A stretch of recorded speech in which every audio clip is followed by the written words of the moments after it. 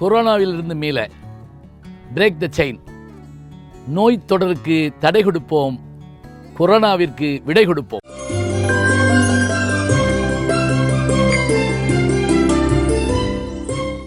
வணக்கம். இன்றைக்கு என்ன நாள் அப்படின்னு கேட்டிங்கன்னா, நேஷ்னல் ஸ்போர்ட்ஸ் டே, அதாவது தேசிய விளையாட்டு தினம். இந்த தினத்தை எப்படி ஏன் தேர்ந்தெடுக்கிறாங்க? ஆகஸ்ட் மாதம் 29ஆம் தேதியை ஏன் தேர்ந்தெடுக்கிறாங்க அப்படின்னா, தேர்ந்தெடுத்தாங்க அப்படின்னு யோசிச்சா, இந்தியாவினுடைய பாரம்பரிய விளையாட்டுகளில் ஒன்று ஹாக்கி. அந்த ஹாக்கி ஸ்டிக் வச்சு யானைகள் கூட விளையாடும். அரசர்கள் காலத்துலேருந்து அந்த விளையாட்டு இருக்குது.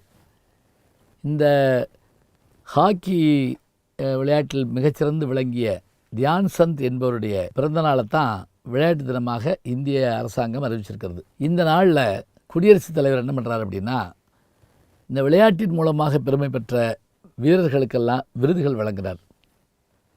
என்னென்ன விருது?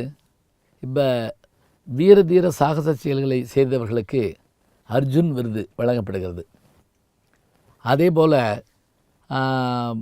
ஆசிரிய பெருமக்கள், மிகச்சிறந்த நல்லாசிரியர்கள் நம்ம சொல்கிற பாருங்க, நல்லாசிரியர் விருது தனி, துரோணாச்சாரியார் விருது அப்படின்னு அந்த விருதும் இந்த நாளில் தான் வழங்கப்படுது. இதன் மூலமாக என்ன இப்போ சிறப்பு கிடைக்கிது அப்படின்னா, விளையாட்டு வீரர்கள் ஊக்குவிக்கப்படுறாங்க. காலை எழுந்தவுடன் படிப்பு, பின்பு கனிவு கொடுக்கும் நல்ல பாட்டு, மாலை முழுதும் விளையாட்டு என்று வழக்கப்படுத்தி கொள்ளு பாப்பா. இது பாரதியினுடைய வரி. ஓடி விளையாடு பாப்பா, நீ ஓய்ந்திருக்கலாகாது பாப்பா, கூடி விளையாடு பாப்பா, ஒரு குழந்தையை வையாதே பாப்பா. எப்படி அற்புதமான விஷயம் பாருங்கள். இப்போ விளையாட்டுங்கிற சொல்லுக்கே தமிழில் விளைனா விருப்பம், ஆட்ட என்றால் களம், விருப்பத்தோடு சென்று களத்தில் ஆடுகின்ற அந்த விளையாட்டை தான் நம்ம விளையாட்டாக கொண்டாடுறோம்.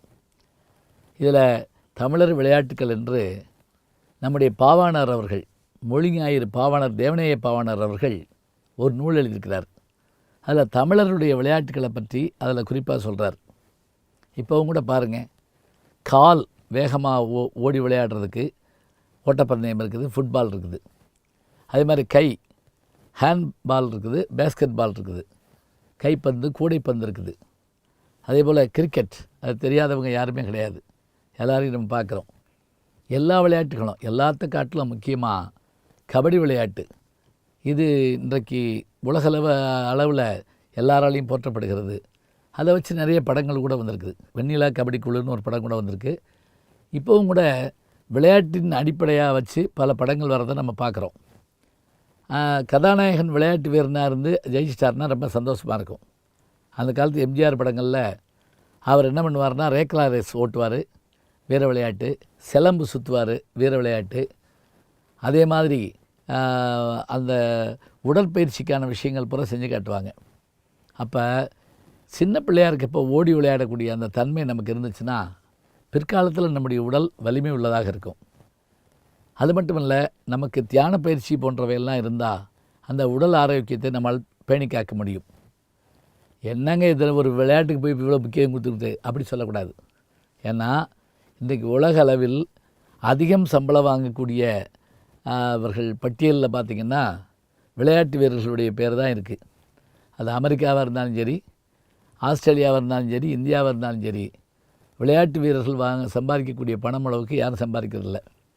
இவ்வளவு ஏங்க, படிப்பு இல்லைன்னு சொல்லக்கூடிய ஒரு பையன் விளையாட்டில் போய் விளையாடுறாருன்னா, அவன் விளையாட்டினால தான் கெட்டு போயிட்டான்னு நினைக்காம, அந்த விளையாட்டின் மூலமாக அவனுக்கு ஸ்போர்ட்ஸ் கோட்டான்னு ஒன்றுக்குங்கிறது எத்தனை பேருக்கு தெரியும்? பள்ளிக்கூடத்துலையோ கல்லூரிலையோ போய் சேர்க்குறப்ப அந்த பையன் சான்றிதழ்களும் மெடல்களும் வாங்கியிருந்தான்னா, அந்த விளையாட்டின் மூலமாக மருத்துவத்துறையில் இப்போ இடம் உண்டு, பொறியியல் துறையில் இடம் உண்டு. எல்லா துறைகள்லையும் நமக்கு என்ன ஒதுக்கிடுன்னா, விளையாட்டு வீரர்களுக்கென்ன தனியான ஒரு இடம் உண்டு.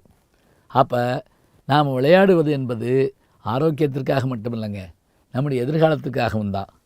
இப்போ கூட நீங்கள் யோசிச்சு பாருங்கள், விராட் கோலி உடைய சம்பாத்தியம் எவ்வளவு, சச்சின் டெண்டுல்கருடைய சாதனைகள் எவ்வளவு. வெறும் கிரிக்கெட் மாத்திரம் நாம் சொல்கிறோம்னு நினைக்க வேண்டாம். எல்லா துறைகள்லேயும் விளையாட்டில் நாம் சாதித்து காட்ட முடியும். அதனால் நம்ம ஒரு குறிக்கோள் வச்சுக்கிடுவோம், நமக்கு ஏதாவது ஒரு விளையாட்டு தெரியும்னாது நம்ம நினச்சா தான் நல்லதுங்க. தெரியுங்கிறது மட்டும் இல்லை, விளையாடினால்தான் நம்முடைய உடல் ஆரோக்கியமாக இருக்கும். ஆரோக்கியமாக இருப்பதற்கு விளையாட்டு தேவை.